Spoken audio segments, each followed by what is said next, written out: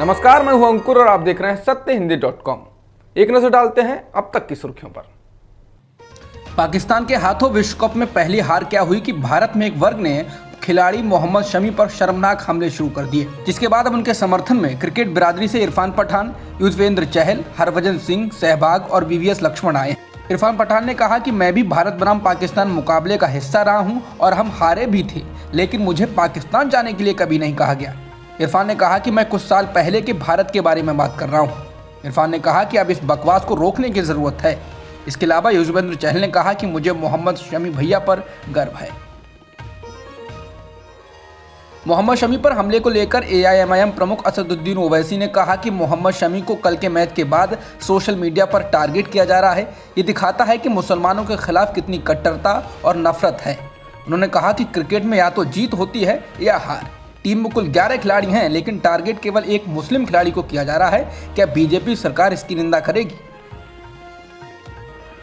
मध्य प्रदेश के गृह मंत्री नरोत्तम मिश्रा ने आज कहा कि उन्होंने राज्य के पुलिस प्रमुख को निर्देश दिया है कि वह डाबर इंडिया से करवा चौथ पर समलैंगिक जोड़े के आपत्तिजनक विज्ञापन को वापस लेने के लिए कहें। उन्होंने कहा कि अगर निर्माता इसे वापस नहीं लेते हैं तो कानूनी कार्रवाई की जाए। बता दें, करवा चौथ के विज्ञापन में 2 महिलाओं को एक दूसरे को छलनी से देखते हुए दिखाया गया है। इसको लेकर मध्य प्रदेश के गृह मंत्री बोले, मैं इसे गंभीर मामला मानता हूं, क्योंकि इस तरह के विज्ञापन और क्लिपिंग केवल हिंदू त्योहारों की रस्मों पर बनाई जाती है। मध्य प्रदेश के भोपाल में वेब सीरीज आश्रम 3 की शूटिंग कर रहे प्रकाश झा की टीम पर हमले और उनके चेहरे पर स्याही फेंकने के मामले के बाद मध्य प्रदेश के गृह मंत्री नरोत्तम मिश्रा ने प्रतिक्रिया दी। उन्होंने कहा कि इस वेब सीरीज का नाम आश्रम ही क्यों रखा जा रहा है, किसी और धर्म पर इसका नाम रखकर देखिए, फिर समझ में आएगा। ऐसा काम ना किया जाए जिससे दिक्कत हो और विवाद की स्थिति बने। उन्होंने इस वेब सीरीज का नाम बदलने के लिए भी कहा।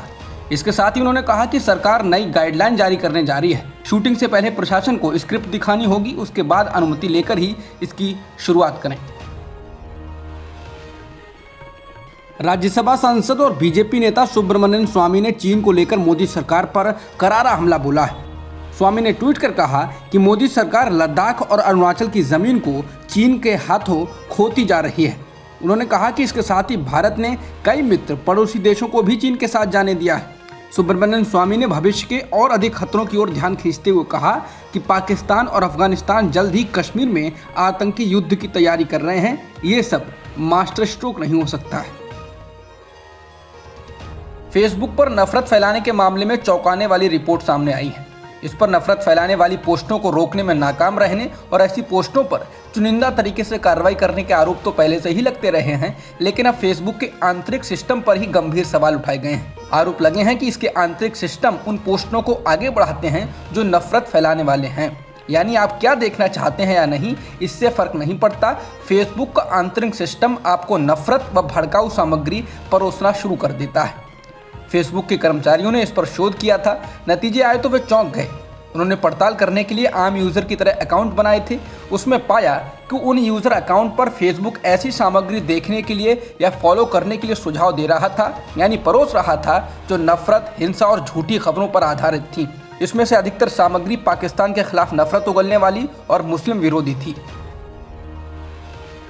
फेसबुक पर कांग्रेस ने अब हमला बोला है। कांग्रेस प्रवक्ता पवन खेड़ा ने कहा कि हिंदुस्तान में फेसबुक के 37 करोड़ उपभोक्ता हैं। इतनी बड़ी आबादी के साथ धोखा हो रहा है।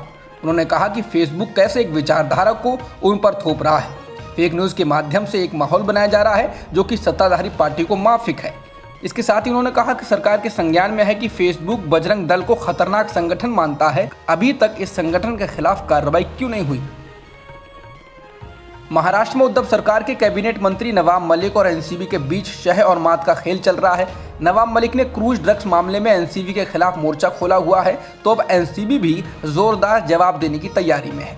एनसीबी के एक अफसर ने एएनआई से कहा कि वह नवाब मलिक के दामाद समीर खान की जमानत को रद्द कराने की मांग को लेकर बॉम्बे हाईकोर्ट जाएगी।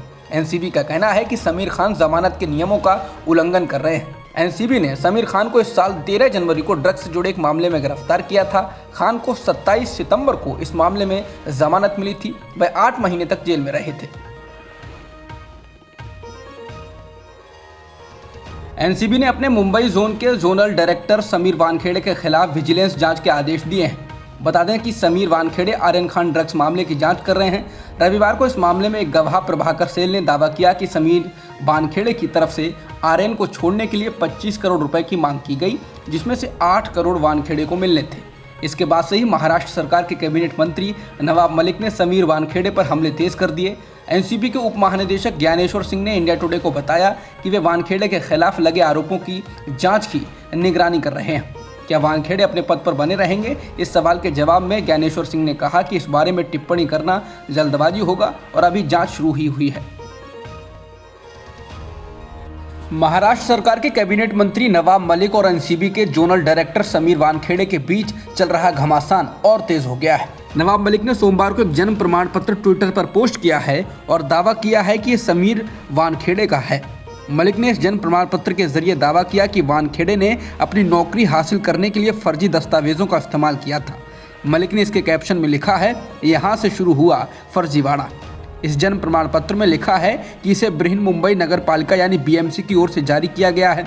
इसमें समीर वानखेड़े के पिता का नाम दाऊद के वानखेड़े लिखा है, जबकि समीर वानखेड़े के पिता का नाम ज्ञानदेव वानखेड़े है और एनसीबी की वेबसाइट पर समीर वानखेड़े का आधिकारिक नाम समीर ज्ञानदेव वानखेड़े है। जबकि वानखेड़े ने कहा है कि मलिक उनकी मां और उनके धर्म को बीच में घसीट रहे हैं।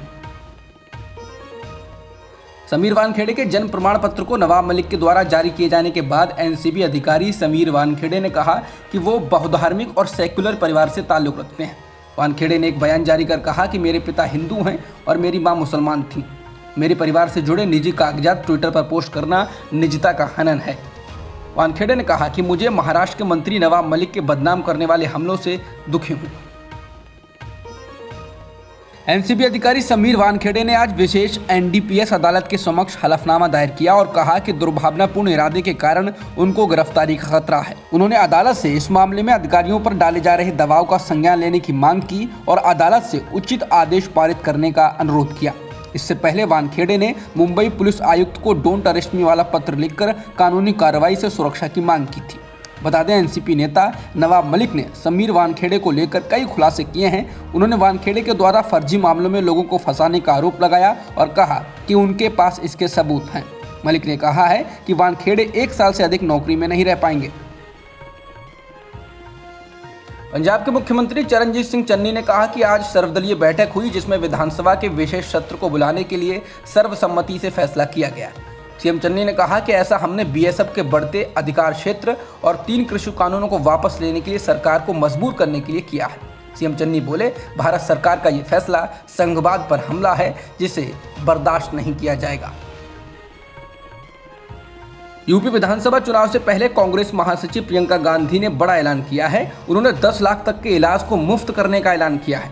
प्रियंका ने कहा कि कोरोना काल में और अभी प्रदेश में फैले बुखार में सरकारी उपेक्षा के चलते उत्तर प्रदेश की स्वास्थ्य व्यवस्था की जर्जर हालत सबने देखी है। सस्ते व अच्छे इलाज के लिए घोषणा पत्र समिति की सहमति से यूपी कांग्रेस ने निर्णय लिया है कि सरकार बनने पर कोई भी हो बीमारी, मुफ्त होगा 10 लाख तक का इलाज सरकारी। आज 67वें राष्ट्रीय फिल्म पुरस्कारों में अभिनेता रजनीकांत को दादा साहब फाल्के पुरस्कार से सम्मानित किया गया।